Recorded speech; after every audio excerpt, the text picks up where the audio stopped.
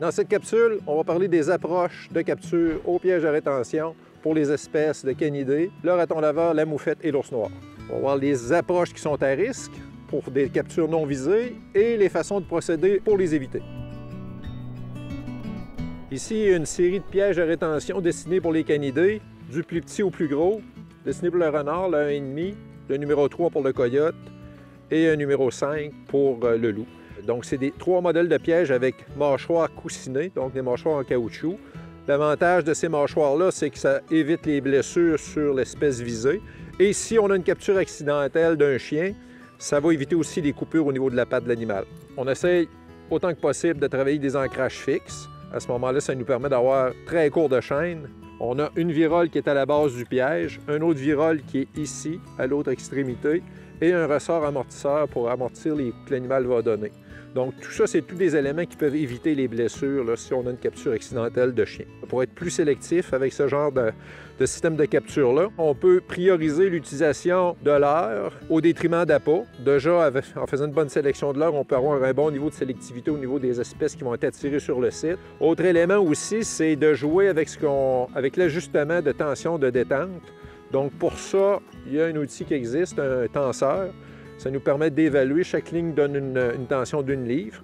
Donc, pour le renard, on irait avec 1,5 livre. Dans le cas du coyote, ça serait 2 à 3 livres. Dans le cas du loup, ça serait de 4 à 6 livres. Cette tension-là va faire en sorte qu'un animal plus petit, comme un lièvre ou un renard, dans le cas d'un piège à loup, on ne veut pas capturer de renard dans ces gros pièges-là. L'animal ne réussira pas à déclencher si on veut le piège. Donc, on va venir tester ici. On lève une mâchoire, on s'en met avec le tenseur dans le centre de la palette. Je vérifie. 1 livre, 2 livres, 3 livres. Donc, j'arrive à la bonne tension. Si la tension n'est pas bonne, c'est très facile à ajuster. Ces pièges-là ont une vis et on s'en vient tout simplement ajuster en serrant l'écrou. Ça va augmenter la tension de la palette.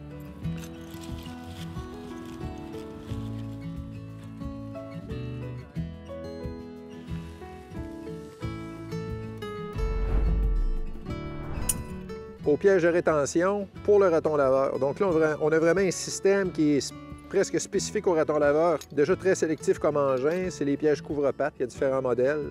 Ce qui est bien important dans l'utilisation de ça, pour que ça reste sélectif, l'engin l'est en tant que tel, mais il faut aussi utiliser des bons attractifs. Puis pour ça, bien, il faut éviter tout ce qui est poisson, sardines, etc. Il faut vraiment y aller avec soit des guimauves, soit des jujubes aux fruits. Donc ça, à ce moment-là, c'est l'idéal. Ça va attirer principalement, ou ne pas dire exclusivement, les ratons laveurs. Pour appâter, on met un jujube aux fruits dans le fond. Puis, par la suite, on va armer le piège, tout simplement. Il s'agit de faire une compression à ce niveau-là. Donc, on voit que là, le piège est armé. On a la jujube qui est dans le fond. Il y a un système comme ça ici qui peut être utilisé aussi. Ça se vend d'office avec ce système-là. Moi, j'ai plutôt tendance, en tout cas, ce qu'on peut utiliser aussi, c'est de prendre une guimauve qu'on vient mettre à l'insertion ici au début. Donc, ça fait une offrande au début que le raton laveur va récupérer. Par la suite, il s'agit tout simplement d'insérer un piquet dans la virole terminale. Donc, on a une virole ici, la plus proche du piège, qui est toujours la plus importante. Il s'agit tout simplement d'installer le piège.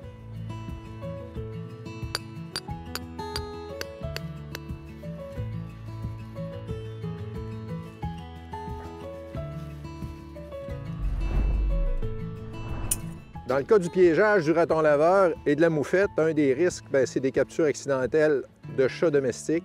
Une chose qu'on peut faire aussi, si on a des demandes particulières pour piéger très près des bâtiments, soit des cabanes à sucre ou des bâtiments de ferme.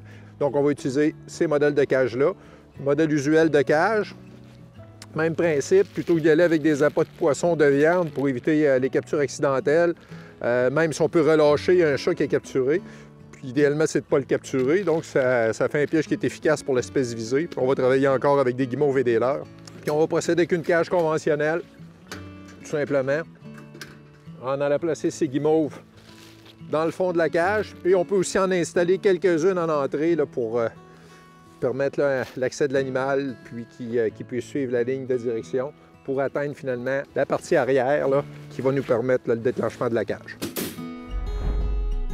Technique de capture pour l'ours noir, 2 types d'approches. On va voir la première qui est sur les techniques de piégeage avec des engins surélevés. Donc l'avantage de ces installations-là, c'est que c'est très sélectif. Il peut y avoir un risque, par contre, au niveau d'espèces comme le porc-épic et le raton laveur. Pour éviter ces problématiques-là, 2 éléments. Première des choses, on peut installer une tôle qui vient ceinturer le tronc de l'arbre. Ça va éviter que l'animal puisse grimper là-dessus. Il n'y aura pas d'adhérence, il ne pourra pas accéder au piège.